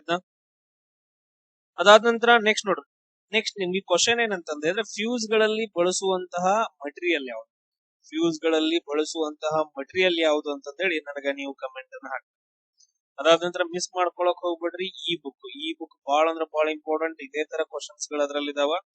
8496868637. ಸೊ ಬುಕ್ ಗಳು ಅವೈಲೇಬಲ್ ಇಲ್ಲ, ಈ ಬುಕ್ ಮಾತ್ರ ಅವೈಲೇಬಲ್ ಐತೆ ಇವಾಗ. ಇದಾದ ನಂತರ ನೆಕ್ಸ್ಟ್ ನೋಡ್ರಿ, ಪರಮಾಣುವಿನ ಕೆ ಶೆಲ್ ನಲ್ಲಿ ಅಳವಡಿಸಬಹುದಾದ ಗರಿಷ್ಠ ಎಲೆಕ್ಟ್ರಾನ್ ಗಳ ಸಂಖ್ಯೆ ಎಷ್ಟು ಅಂತ ಹೇಳಿ. ಇಲ್ಲಿ ಏನ್ ಮಾಡ್ತೀವಿ ಅಂತಂದ ಹೇಳಿದ್ರೆ ಶೆಲ್ ಗಳು ಬರ್ತಾವ. ಯಾವ ತರ ಶೆಲ್ ಗಳು ಬರ್ತಾವ್ರಿ ಇವಾಗ? KLMN ಅಂತ ಹೇಳಿ ಫಸ್ಟ್ ಕೆ ಶೆಲ್ ಅಂತ ಬರುತ್ತೆ, ನೆಕ್ಸ್ಟ್ ಎಲ್ ಶೆಲ್ ಅಂತ ಬರುತ್ತೆ, ಎಂ ಬರುತ್ತೆ, ಎನ್ ಬರುತ್ತೆ. ಈ ಪ್ರತಿಯೊಂದು ಶೆಲ್ ಗಳಲ್ಲಿ ಏನಂತಂದ ಹೇಳಿದ್ರೆ ನಿರ್ದಿಷ್ಟವಾದಂತಹ ಎಲೆಕ್ಟ್ರಾನ್ಸ್ ಗಳು ಇರ್ಬೇಕಂತಂದ ಹೇಳಿ. ಅದಕ್ಕ ಫಾರ್ಮುಲಾ ಏನಂದ್ರೆ 2n² ಅಂತ ಹೇಳಿ ಫಾರ್ಮುಲಾ. ಈಗ ಕೆ ಅನ್ನ ನಾವ್ ಏನಂತ ತಗೋಬೇಕು? 1 ಅಂತ first cell, L second shell, M third shell, ಅದಾದ ನಂತರ ಎನ್ ಏನಂದ್ರ ಫೋರ್ತ್ ಶೆಲ್ ಅಂತ ಹೇಳಿ ಈ ತರ ತಗೊಬೇಕು. ಈಗ ನೋಡ್ರಿ, ಕೆ ಶೆಲ್ ಅಲ್ಲಿ ಕೇಳಿದಾರಲ್ಲ 2 × 1² ಅಂತಂದ ಹೇಳಿದ್ರೆ ಎಷ್ಟು? 2. ಎಷ್ಟಂತಂದ ಹೇಳಿದ್ರೆ ಮ್ಯಾಕ್ಸಿಮಮ್ ಎಷ್ಟು ಎಲೆಕ್ಟ್ರಾನ್ಸ್ ಗಳು ಹಿಡಿತಾವ ಅಂತಂದ ಹೇಳಿದ್ರೆ ಅಲ್ಲಿ ಓನ್ಲಿ ಅದರಲ್ಲಿ ಆ ಶೆಲ್ ಒಳಗಡೆ 2 ಎಲೆಕ್ಟ್ರಾನ್ ಗಳು ಮಾತ್ರ ಹಿಡಿತಾವ. ಸೇಮ್ ಅದೇ ತರ ಎಲ್ ಅಲ್ಲಿ ಎಷ್ಟು ಹಿಡಿತಾವ ಅಂತಂದ ಹೇಳಿದ್ರೆ 2 × 2² ಅಂತ ಹೇಳಿ ಎಷ್ಟಾಗುತ್ತೆ? 2 × 4. ಟೋಟಲ್ ಆಗಿ 8 ಎಲೆಕ್ಟ್ರಾನ್ಸ್ ಗಳು ಹಿಡಿತಾವ. ಯಾವ್ದ್ರಲ್ಲಿ? ಎಲ್ ಶೆಲ್ ಅಲ್ಲಿ. ಸೇಮ್ ಇದೇ ತರ ಏನಂದ್ರೆ ಕಂಟಿನ್ಯೂಷನ್ ಆಗೋತ ಹೋಗುತ್ತೆ. ಇದ್ರ ಬಗ್ಗೆ ಒಂದ್ ಸ್ವಲ್ಪ ನೋಡ್ಕೊಂಡು. ಇದಾದ ನಂತರ ನೆಕ್ಸ್ಟ್ ಕ್ವಶನ್ ನೋಡ್ರಿ, ಈ ಕೆಳಗಿನವುಗಳಲ್ಲಿ ಯಾವುದು ಅಡ್ಡ ಅಲೆ ಟ್ರಾನ್ಸ್ವರ್ಸ್ ವೇವ್ ಅಲ್ಲ ಅಂತ ಹೇಳಿ ಕೇಳಿದಾರೆ. ಯಾವ್ದು ಅಲ್ಲ ಟ್ರಾನ್ಸ್ವರ್ಸ್ ಅಂತ ಹೇಳಿ? ಸೊ ನೋಡ್ರಿ, ಯಾವ್ದಲ್ಲ ಅಂತಂದ ಹೇಳ್ತೀವಿ? ಧ್ವನಿ ಅಲೆ ಅಂತ ಹೇಳ್ತೀವಿ. ಧ್ವನಿ ಅಲೆ ಏನಂತಂದ ಹೇಳಿದ್ರೆ ಇದು ಟ್ರಾನ್ಸ್ವರ್ಸ್ ಅಲ್ಲ. ಉಳಿದಿದ್ದು ಬೆಳಕಿನ ಅಲೆ ಆಗಿರ್ಬೋದು, ರೇಡಿಯೋ ಅಲೆ ಆಗಿರ್ಬೋದು, ವಿದ್ಯುತ್ ಕಾಂತೀಯ ಅಲೆಗಳೇನಂದ್ರೆ ಟ್ರಾನ್ಸ್ವರ್ಸ್ ವೇವ್ಸ್ ಅಂತಂದ ಹೇಳ್ತೀವಿ. ನಾವು ಧ್ವನಿ ಅಲೆಯನ್ನ ನಾವ್ ಏನಂತ ಕರಿತೀವಿ ಅಂದ್ರೆ ಲಾಂಜಿಟ್ಯೂಡಿನಲ್ ಅಂತಂದ ಹೇಳ್ತೀವಿ. ಲಾಂಜಿಟ್ಯೂಡಿನಲ್ ವೇವ್ ಅಂತ ಹೇಳ್ತೀವಿ. ನೆನ್ಪಿಟ್ಕೊಡ್ರಿ, ಲಾಂಜಿಟ್ಯೂಡಿನಲ್ ವೇವ್. ಹಿಂಗಂದ್ರೆ ಏನ್ರಿ? ಇವಾಗ ಈ ರೀತಿಯಾಗಿ ಏನಂತಂದ ಹೇಳಿದ್ರ ಅಲೆಗಳು ಹೋಗ್ತಾ ಇರ್ತಾವ. ಆ ಅಲೆಗಳಲ್ಲಿ ಈ ತರ ಕಣಗಳು ಇರ್ತಾವ ಅಂತ ಅನ್ಕೊಂಡು, ಈ ಕಣಗಳು ಅಲೆ ಈ ತರ ಹೋಗ್ತಿರತ್ತೆ ಈ ಡೈರೆಕ್ಷನ್. ಸೇಮ್ ಇದೇ ಡೈರೆಕ್ಷನ್ ಅಲ್ಲಿ ಏನಂತಂದ ಹೇಳಿದ್ರೆ ಈ ತರ ವೈಬ್ರೇಷನ್ ಆಗ್ತಿರ್ತಾವ. ಮಾಧ್ಯಮದ ಕಣಗಳೇನಂತಂದ ಹೇಳಿದ್ರೆ ಈಗ ಅಲೆ ಯಾವ ಡೈರೆಕ್ಷನ್ ಅಲ್ಲಿ ಹೋಗ್ತಿರುತ್ತೋ ಅದೇ ಡೈರೆಕ್ಷನ್ ಅಲ್ಲಿ ವೈಬ್ರೇಟ್ ಆಗ್ತಿರುತ್ತೆ ಈ ರೀತಿಯಾಗಿ. ಸೊ ಅವುಗಳನ್ನ ನಾವೇನಂತ ಕರಿತೀವಿ ಅಂದ್ರೆ ಲಾಂಜಿಟ್ಯೂಡ್ನಲ್ ಅಂತ ಕರಿತೀವಿ. ಈಗ ಅಲೆ ಈ ರೀತಿಯಾಗಿ ಹೋಗ್ತಾ ಇರುತ್ತೆ, ಮೇಲೆ ಕೆಳಗೆ ಮೇಲೆ ಕೆಳಗಡೆ ಅಪೋಸಿಟ್ ಡೈರೆಕ್ಷನ್ ಅಲ್ಲಿ ಲಂಬವಾಗಿ ಆಗ್ತಿತ್ತು ಅಂತ ಹೇಳಿದ್ರೆ ಅದನ್ನ ನಾವು ಟ್ರಾನ್ಸ್ವರ್ಸ್ ಅಂತ. ಈಗ ನೋಡ್ರಿ, ಈ ತರ ಹೊಂಟೈತೆ, ಈ ಕಡೆ ಇಲ್ಲಿ ವೈಬ್ರೇಷನ್ ಈ ತರ ವೈಬ್ರೇಷನ್ ಆಗ್ತಿತ್ತು, ಅದು ಲಾಂಜಿಟ್ಯೂಡಿನಲ್. ಈ ತರ ಅಪೋಸಿಟ್ ಆಗಿ ಆಗ್ತಿತ್ತು ಅಂತ ಹೇಳಿದ್ರೆ ಅದನ್ನ ನಾವು ಟ್ರಾನ್ಸ್ವರ್ಸ್ ಅಂತ. ಈ ಪಾಯಿಂಟ್ ಅನ್ನ ನೆನ್ಪು. ಇದಾದ ನಂತರ ನೆಕ್ಸ್ಟ್ ನೋಡ್ರಿ, ಸ್ಯಾಚುರೇಟೆಡ್ ಹೈಡ್ರೋಕಾರ್ಬನ್ ಗಳಲ್ಲಿ ಅಂತಂದ ಹೇಳಿ ಕ್ವಶನ್ ಅನ್ನ ಕೇಳಿದ್ರೆ ಏನಿದು ಸ್ಯಾಚುರೇಟೆಡ್ ಹೈಡ್ರೋಕಾರ್ಬನ್? ಇಲ್ಲಿ ಏನಂತಂದ ಹೇಳಿದ್ರೆ ಕಾರ್ಬನ್ ಪರಮಾಣುಗಳ ನಡುವೆ ಏಕಬಂಧವಿರುತ್ತದೆ. ಸ್ಯಾಚುರೇಟೆಡ್ ಅಂತ ಹೇಳಿದ್ರೆ ಅವು ತುಂಬಾ ಸ್ಟ್ರಾಂಗ್ ಆಗಿರ್ತಾವ. ಅದ್ರ ಬಂಧ ಏನಂತಂದ ಹೇಳಿದ್ರೆ ಬಹಳ ಅಂದ್ರೆ ಬಹಳ ಸ್ಟ್ರಾಂಗ್. ಅದಕ್ಕೋಸ್ಕರ ಆ ಕಾರ್ಬನ್ ಪರಮಾಣುಗಳ ನಡುವೆ ಏಕಬಂಧವಿರುತ್ತದೆ. ಈಗ ನೋಡ್ರಿ, ಇಲ್ಲೊಂದು ಕಾರ್ಬನ್ ವಸ್ತು ಇನ್ನೊಂದು ಕಾರ್ಬನ್ ವಸ್ತು ಅಂತಂದ ಹೇಳಿದ್ರೆ ಇವುಗಳ ನಡುವೆ ಏಕಬಂಧ ಇರುತ್ತೆ. ಈಗ ದ್ವಿಬಂಧ ಅಂತಂದ ಹೇಳಿದ್ರೆ ಇದು ಕಾರ್ಬನ್ ಐಟಮ್ ಇನ್ನೊಂದು ಕಾರ್ಬನ್ ಐಟಮ್ ಅಂತಂದ ಹೇಳಿದ್ರೆ ಅದರ ನಡುವೆ 2 ಬಂಧಗಳಿರ್ತಾವ. ಇದು ಸ್ಯಾಚುರೇಟೆಡ್ ಅಲ್ಲ, ಇದು ಅನ್ಸ್ಯಾಚುರೇಟೆಡ್ ಅಂತ. ಅನ್ಸ್ಯಾಚುರೇಟೆಡ್ ಈಗ ಹೇಳ್ತೀವಲ್ಲ, 2 ಧ್ವನಿ ಮೇಲೆ ಕಾಲಿಟ್ರೆ ಸಕ್ಸಸ್ ಆಗಂಗಿಲ್ಲ ಅಂತ ಹೇಳಿ, ಹಂಗ ಅನ್ಸ್ಯಾಚುರೇಟೆಡ್. ಯಾವ್ದಾದ್ರು ಒಂದ್ರ ಮೇಲೆ ಗುರಿ ಇರ್ಬೇಕು, ಅವಾಗ ಏನಾದ್ರು ಸಕ್ಸಸ್ ರೇಟ್ ಜಾಸ್ತಿ ಇರುತ್ತೆ, ಸಂತೃಪ್ತ ಆಗತ್ತ. ಸ್ಯಾಚುರೇಟೆಡ್ ಅಂತ. ಸ್ಯಾಚುರೇಟೆಡ್ ಹೈಡ್ರೋಕಾರ್ಬನ್ಸ್ ಗಳಲ್ಲಿ ಎಷ್ಟು ಬಂಧವಿರುತ್ತೆ? ಏಕಬಂಧವಿರುತ್ತದೆ ಅಂತ ಹೇಳಿ ನೋಡಬಹುದು. ಸಿಂಗಲ್ ಕೋವೆಲೆಂಟ್ ಬಾಂಡ್ ಅಂತ ಅದ್ರಲ್ಲೂ ಕೇಳ್ತಾರ. ಸಿಂಗಲ್ ಕೋವೆಲೆಂಟ್ ಬಾಂಡ್ ಅಂತ ಕನ್ನಡದಾಗ ಸಹವೆಲೆನ್ಸಿ ಅಂತ. ಕೋವೆಲೆಂಟ್ ಆರ್ ಸಹವೆಲೆನ್ಸಿ ಬಾಂಡ್ ಅಂತ. ಯಾವ್ಯಾವ ಎಕ್ಸಾಂಪಲ್ ಸರ್? ಇವಾಗ ಮೀಥೇನ್ ಅಂತ ತಗೊಳ್ರಿ, ಮೀಥೇನು, ಅದಾದ ನಂತರ ಪ್ರೋಪೇನು, ಇವೆಲ್ಲ ಏನಂತಂದ ಹೇಳಿದ್ರೆ ಸ್ಯಾಚುರೇಟೆಡ್. ಇವೆಲ್ಲ ಮೀಥೇನ್ ಗ್ಯಾಸ್ ಎಲ್ಲಿ ಬರುತ್ತೆ? ಮೀಥೇನ್ CH4 ಅಂತಂದ ಹೇಳ್ತೀವಲ್ಲ, CH4 ಅಂದ್ರೆ ಇವಾಗ ಒಳಚರಂಡಿ ಆಗಿರ್ಬೋದು, ಆಮೇಲೆ ಸಗಣಿಗಳಲ್ಲಿ ಮೀಥೇನ್ ಗ್ಯಾಸ್ ಬರುತ್ತೆ. ಆಮೇಲೆ ನೆಕ್ಸ್ಟ್ ಪ್ರೋಪೇನ್ ಮತ್ತು ಇನ್ನೊಂದು ಬರುತ್ತೆ ಬ್ಯೂಟೇನ್ ಅಂತಂದ ಹೇಳಿ. ಇದನ್ನ ಯಾವ್ದ್ರಲ್ಲಿ ಬಳಸ್ತೀವಿ? LPG ಗ್ಯಾಸ್ ಒಳಗಡೆ ಬಳಸ್ತೀವಿ. LPG ಗ್ಯಾಸ್ ಒಳಗಡೆ. ಆಮೇಲೆ ಇನ್ನೊಂದು ನ್ಯಾಚುರಲ್ ಗ್ಯಾಸ್ ಅಂತ ಹೇಳಿ ಬರುತ್ತಲ್ಲ, ನ್ಯಾಚುರಲ್ ಗ್ಯಾಸ್. ಈ ನ್ಯಾಚುರಲ್ ಗ್ಯಾಸ್ ಒಳಗಡೆ ಏನಿರುತ್ತೆ? ಅಲ್ಲೂ ಕೂಡ CH4 ಇರುತ್ತೆ. ಏನಿರುತ್ತೆ ಅಂದ್ರೆ ಮೀಥೇನ್ ಗ್ಯಾಸ್ ಇರುತ್ತೆ. ಈಗ ಇನ್ನೊಂದು ಕ್ವಶನ್ ಕೇಳ್ಬೋದು, ಈಗ LPG ಸೋರಿಕೆ ಆಗದಂಗ ಅಂದ್ರೆ ಇವಾಗ LPG ಸೋರಿಕೆ ಆಗ್ತಿರುತ್ತೆ, ಅದ್ ಹೆಂಗ್ ಕಂಡು ಹಿಡಿತೀವಿ? ಅದಕ್ಕೊಂದ್ ಏನೋ ಒಂದು ರಾಸಾಯನಿಕ ವಸ್ತುವನ್ನ ಆಡ್ ಮಾಡ್ತಾರ, ಅವಾಗ ಸ್ಮೆಲ್ ಬರುತ್ತಲ್ಲ, ಅದು ರಾಸಾಯನಿಕ ವಸ್ತು ಯಾವುದು ಅಂತ ಹೇಳಿ ನನಗೆ ನೀವು ಕಮೆಂಟ್. ಅದಾದ ನಂತರ ನೆಕ್ಸ್ಟ್ ನೋಡ್ರಿ, ಅಲೀಲ್ ಅಂದ್ರೆ ಏನು? ಅಲೀಲ್ಸ್ ಅಂದ್ರೆ ಏನು? ತುಂಬಾ ಇಂಪಾರ್ಟೆಂಟ್ ಇದು. ಅಲೀಲ್ಸ್ ಅಂದ್ರೆ ಏನು? ಅಲೀಲ್ಸ್ ಅಂತಂದ್ರೆ ಹೇಳಿದ್ರೆ ಒಂಥರ ಜೀನ್ ನ ರೂಪಾಂತರ ಅಂತ ಹೇಳ್ತೀವಿ. ಜೀನ್ ನ ವೇರಿಯಂಟ್ ಗಳನ್ನ ನಾವೇನಂತ ಕರಿತೀವಿ ಅಂದ್ರೆ ಅಲೀಲ್ ಅಂತ ಹೇಳಿ ಕರಿತೀವಿ. ಒಂದು ನಿರ್ದಿಷ್ಟ ಜೀನ್ ನ ವಿವಿಧ ಅಥವಾ ಪರ್ಯಾಯ ರೂಪಗಳನ್ನ ಅಲೀಲ್ಸ್ ಅಂತ ಹೇಳ್ತೀವಿ. ಈಗ ಮನುಷ್ಯನ ಕಣ್ಣಿನ ಬಣ್ಣವನ್ನ ನಿರ್ಧರಿಸುವ ಜೀನ್ ಅಲ್ಲಿ ಒಂದಿರುತ್ತ, ಅಥವಾ ಇನ್ನೊಂದ್ ಏನಂತಂದ್ರೆ ಈಗ ನೋಡ್ರಿ, ಒಂದು ಜೀನ್ ಇರುತ್ತ ಅನ್ಕೊಡು. ಈ ಜೀನ್ ಏನ್ ಮಾಡತ್ತಂತಂದ್ರೆ ಹೇಳಿದ್ರ ಈಗ ಕಣ್ಣು ಅಂತ ತಗೊಂಡ್ರ ನಮ್ಮಲ್ಲಿ ಏನಿದಾವ ಇಂಡಿಯನ್ಸ್ ಅಲ್ಲಿ ಸರ್ ಕಣ್ಣೆಲ್ಲ ಅಂದ್ರೆ ಬ್ಲಾಕ್ ಅಂಡ್ ವೈಟ್ ಇದಾವ, ಕರೆಕ್ಟಾ? ಅದಾದ ನಂತರ ನೀವು ಬೇರೆ ಕಂಟ್ರಿಗೆ ಹೋದ್ರಿ ಅಂತಂದ ಹೇಳಿದ್ರೆ ಅವ್ರ ನೀಲಿ ಕಣ್ಣುಗಳು ಬರ್ತಾವ. ಇವೆಲ್ಲ ಚೇಂಜಸ್ ಆಗಕ್ ರೀಸನ್ ಏನಂತಂದ ಹೇಳಿದ್ರೆ ಅಲೀಲ್ಸ್ ಗಳಂತ ಹೇಳ್ತೀವಿ. ಒಂದೊಂದು ಅಲೀಲ್ ಅಲ್ಲಿ ಒಂದೊಂದ್ ತರ ಏನಂದ್ರೆ ಕ್ಯಾರೆಕ್ಟರ್ಸ್ ಗಳು ಕಂಡು ಬರ್ತಾವ. ಅರ್ಥ ಆಯ್ತಾ ಎಲ್ರಿಗೂ? ಅಷ್ಟೇ ನೆನ್ಪಿಟ್ಕೊಳ್ಳಿ. ಆಮೇಲೆ ನೆಕ್ಸ್ಟ್ ಇನ್ನೊಂದ್ ಏನ್ ಕೇಳಿದಾರ ಅಂತಂದ ಹೇಳಿದ್ರೆ ಕಿಣ್ವಗಳು ಅಂತ ಹೇಳಿ. ಕಿಣ್ವಗಳು ಅಂತಂದ ಹೇಳಿದ್ರೆ ಎಂಜೈಮ್ಸ್ ಅಂತ ಹೇಳಿ. ಕಿಣ್ವಗಳು ಅಂತಂದ ಹೇಳಿದ್ರೆ ಎಂಜೈಮ್ಸ್ ಅಂತ ಹೇಳ್ತೀವಿ. ಈ ಎಂಜೈಮ್ಸ್ ಎದಕ್ಕೆ ಯೂಸ್ ಆಗ್ತಾವ ಅಂದ್ರ ನಾವು ತಿಂದಂತ ಆಹಾರವನ್ನ ಜೀರ್ಣ ಮಾಡ್ಕೊಳಕ್ಕೆ ತುಂಬಾ ಅಂದ್ರೆ ತುಂಬಾ ಇಂಪಾರ್ಟೆಂಟ್ ಎಂಜೈಮ್ಸ್ ಗಳು. ಅದಾದ ನಂತರ ನೆಕ್ಸ್ಟ್ ಕ್ರೋಮೋಸೋಮ್ಸ್ ಗಳು. ಸೊ ವರ್ಣತಂತು ಅಂತ ಹೇಳ್ತೀವಲ್ಲ, ಕ್ರೋಮೋಸೋಮ್ಸ್ ಅಂದ್ರೆ ಇವಾಗ ತಂದೆ ತಾಯಿಯ ಹೋಲಿಕೆಗಳು ಮಕ್ಕಳಿಗೆ ವರ್ಗಾವಣೆ ಆಗ್ಬೇಕಂತ ಹೇಳಿದ್ರೆ ಮೇನ್ ರೀಸನ್ ಏನು? ಕ್ರೋಮೋಸೋಮ್ಸ್ ಗಳು. ಅದೇ ನಾವು DNA ಪರೀಕ್ಷೆ ಅಂತ ಹೇಳ್ತೀವಿ. DNA ಒಳಗಡೆ ಏನಂದ್ರೆ ಕ್ರೋಮೋಸೋಮ್ಸ್ ಗಳು ಇರ್ತಾವಲ್ಲ, ಅವೇ ಏನ್ ಮಾಡ್ತಾವ ಅಂದ್ರೆ ತಂದೆ ತಾಯಿಯಿಂದ ಹೋಲಿಕೆಗಳು ಮಕ್ಕಳಿಗೆ ಬರ್ತಾವ. ಅದಾದ ನಂತರ ನೆಕ್ಸ್ಟ್ ಕ್ವಶನ್ ನೋಡ್ರಿ, ವಿದ್ಯುತ್ ಬಲ್ಬ್ ನ ಫಿಲಾಮೆಂಟ್ ಮೂಲಕ 5 ನಿಮಿಷಗಳ ಕಾಲ 0.75 ಆಂಪಿಯರ್ ವಿದ್ಯುತ್ ಪ್ರವಾಹ ಹರಿಯುತ್ತದೆ. ಹಂಗಾದ್ರೆ ವಿದ್ಯುತ್ ಪ್ರವಾಹದ ಮೂಲಕ ಹರಿಯುವ ವಿದ್ಯುತ್ ಆವೇಶದ ಪ್ರಮಾಣವನ್ನ ನಾವು ಕಂಡುಹಿಡಿಯಬೇಕು. ಇವಾಗ ಸೊ ಇದಕ್ಕ ಸಿಂಪಲ್ ಒಂದು ಫಾರ್ಮುಲಾ ಬರುತ್ತಾ, Q equal to I into T ಅಂತ ಹೇಳ್ತೀವಿ. ಸೊ I ಇಂಟು ಟಿ ಇಲ್ಲಿ ಏನಂತಂದ ಹೇಳಿದ್ರೆ ಇದನ್ನ ನಾವು Q ಅನ್ನ ನಾವ್ ಏನಂತ ಕರಿತೀವಿ ಅಂದ್ರೆ ವಿದ್ಯುತ್ ಆವೇಶದ ಪ್ರಮಾಣ ಅಂತ ಕರಿತೀವಿ. ವಿದ್ಯುತ್ ಆವೇಶದ ಪ್ರಮಾಣ. I ಅಂದ್ರೆ ಏನು? I ಅಂತಂದ ಹೇಳಿದ್ರೆ ವಿದ್ಯುತ್ ಪ್ರವಾಹ. I ಅಂತಂದ ಹೇಳಿದ್ರೆ ವಿದ್ಯುತ್ ಪ್ರವಾಹ. ಆಮೇಲೆ ಟಿ ಅಂದ್ರೆ ಏನು? ನಾವು ಟೈಮ್ ಅಂತ ಹೇಳ್ತೀವಿ, ಕರೆಕ್ಟಾ? ಇಲ್ಲಿ ನೋಡ್ರಿ Q ಈಕ್ವಲ್ ಟು ಏನಾಗತ್ತ? ಸೊ I ವ್ಯಾಲ್ಯೂ ಎಷ್ಟೈತಿ ಸರ್? 0.75 ಐತ್ರಿ. ಅದಾದ ನಂತರ ನೆಕ್ಸ್ಟ್ 5 ನಿಮಿಷ ಅಂತಂದ ಹೇಳಿದ್ರೆ ಅದನ್ನ ನಾವು ಸೆಕೆಂಡ್ ಕನ್ವರ್ಟ್ ಮಾಡ್ಕೋಬೇಕು. 5 ಇಂಟು 60 ಅಂದ್ರೆ ಎಷ್ಟಾಗತ್ತ? 300 ಆಗತ್ತೆ. 300 ಸೆಕೆಂಡ್ಸ್ ಅಂತ ಹೇಳ್ತೀವಿ. ಇದನ್ನೆರಡು ಇಂಟು ಮಾಡ್ಕೊಂಡ್ರಿ ಅಂತ ಹೇಳಿದ್ರೆ ನಿಮ್ಗ 225 ಕುಲಾಂಬ್ ಅಂತ ಹೇಳ್ಬಿಡುತ್ತೆ. 225 ಕುಲಾಂಬ್ ಅಂದ್ರೆ ನಾವು Q ಅನ್ನ ಕಂಡುಹಿಡ್ಕೋಬೇಕು. ಸೊ ಇಲ್ಲಿ ನೋಡ್ರಿ Q equal to I into T ಅಂತ ಈ ಫಾರ್ಮುಲಾ ನೋಡ್ರಿ. ಇವಾಗ 3 ಏನಂದ್ರೆ ಪ್ರಾಬ್ಲಮ್ಸ್ ಗಳನ್ನ ನಾನು ಸಾಲ್ವ್ ಮಾಡಿದೆ. 3 ಪ್ರಕಾರದ ಪ್ರಾಬ್ಲಮ್ಸ್ ಗಳನ್ನ ನಾನು ಸಾಲ್ವ್ ಮಾಡಿದೆ. ಇವುದ್ರ ಮೇಲೆ ಕ್ವಶನ್ಸ್ ಗಳು ಬರ್ತಾವ, ಸ್ವಲ್ಪ ವ್ಯಾಲ್ಯೂ ಚೇಂಜ್ ಮಾಡ್ತಾರೆ ಅಷ್ಟೇ. ನೋಡ್ರಿ ಕೆಲವೊಂದು ಪ್ರೋಟೀನ್ಸ್ ಗಳು ತುಂಬಾ ಇಂಪಾರ್ಟೆಂಟ್ ಆಗ್ತಾವ, ಕ್ವಶನ್ಸ್ ಗಳನ್ನ ಕೇಳ್ತಾರೆ ಪ್ರೋಟೀನ್ಸ್ ಗಳ ಮೇಲೆ. ಫಸ್ಟ್ ಒನ್ ಯಾವ್ದಂತಂದ ಹೇಳಿದ್ರೆ ಕೆರಾಟಿನ್ ಅಂತ ಹೇಳ್ತೀವಿ. ಫಸ್ಟ್ ಒನ್ ಯಾವ್ದಂತಂದ ಹೇಳಿದ್ರೆ ಕೆರಾಟಿನ್ ಅಂತ ಹೇಳ್ತೀವಿ. ಈ ಕೆರಾಟಿನ್ ಎಲ್ಲೆಲ್ಲಿ ಕಂಡು ಬರುತ್ತೆ ಅಂದ್ರೆ ಕೂದಲುಗಳಲ್ಲಿ. ಅದಾದ ನಂತರ ನೆಕ್ಸ್ಟ್ ಎಲ್ಲಿ ಬರುತ್ತೆ ಅಂತಂದ ಹೇಳಿದ್ರೆ ಉಗುರುಗಳಲ್ಲಿ. ಕೂದಲು ಮತ್ತು ಉಗುರುಗಳಲ್ಲಿ ಅಂತಂದ ಹೇಳಿದ್ರೆ ಕೆರಾಟಿನ್ ಅನ್ನೋದು ಬರುತ್ತೆ. ಇದು ಗಡುಸುತನವನ್ನ ಕೊಡುತ್ತೆ. ಅದಾದ ನಂತರ ನೆಕ್ಸ್ಟ್ ನೋಡ್ರಿ, ಈಗ ನೀವು ಎಲ್ಲಾದ್ರೂ ಓಕೆ ನೆಕ್ಸ್ಟ್ ಅಷ್ಟೇ ಬಿಡ್ರಿ. ಅದಾದ ನಂತರ ನೆಕ್ಸ್ಟ್ ಕೊಲಾಜನ್ ಅಂತ ಹೇಳ್ಬಿಡುತ್ತೆ. ಇನ್ನೊಂದ್ ಯಾವ್ದಂತಂದ್ರೆ ಹೇಳಿದ್ರೆ ಕೊಲಾಜನ್ ಅನ್ನೋ ಒಂದು ಪ್ರೋಟೀನ್ ಬರುತ್ತಾ. ಇದು ಎಲ್ಲಿ ಕಂಡು ಬರ್ತಾವ ಅಂತ ಹೇಳಿದ್ರೆ ಮೂಳೆಗಳಲ್ಲಿ. ಮೂಳೆಗಳಲ್ಲಿ ಕಂಡು ಬರುವಂತ ಒಂದು ಪ್ರೋಟೀನ್ ಯಾವ್ದಂತ ಹೇಳಿದ್ರೆ ಕೊಲಾಜನ್ ಅಂತ ಹೇಳ್ತೀವಿ. ಆಮೇಲೆ ಎಲಿಮೆಂಟ್ ಯಾವ್ದಂತ ಹೇಳಿದ್ರೆ ಕ್ಯಾಲ್ಸಿಯಂ. ಮೂಳೆಗಳಲ್ಲಿ ಕಂಡು ಬರುವಂತ ಎಲಿಮೆಂಟ್ ಯಾವ್ದು? ಕ್ಯಾಲ್ಸಿಯಂ. ಅದೇ ರೀತಿಯಾಗಿ ನೆಕ್ಸ್ಟ್ ನೋಡ್ರಿ ಹಿಮೋಗ್ಲೋಬಿನ್ ಅಂತ ಹೇಳ್ತೀವಿ. HB haemoglobin. ಇದು ಎಲ್ಲಿ ಕಂಡು ಬರುತ್ತೆ ಅಂತ ಹೇಳಿದ್ರೆ ರೆಡ್ ಬ್ಲಡ್ ಸೆಲ್ಸ್ ಗಳಲ್ಲಿ, ಕೆಂಪು ರಕ್ತ ಕಣಗಳಲ್ಲಿ ಕಂಡು ಬರುವಂತಹ ಒಂದು ಪ್ರೋಟೀನ್ ಅಂತ ಹೇಳ್ತೀವಿ. ಅದನ್ನ ನಾವು ಹಿಮೋಗ್ಲೋಬಿನ್ ಅಂತ ಹೇಳ್ತೀವಿ.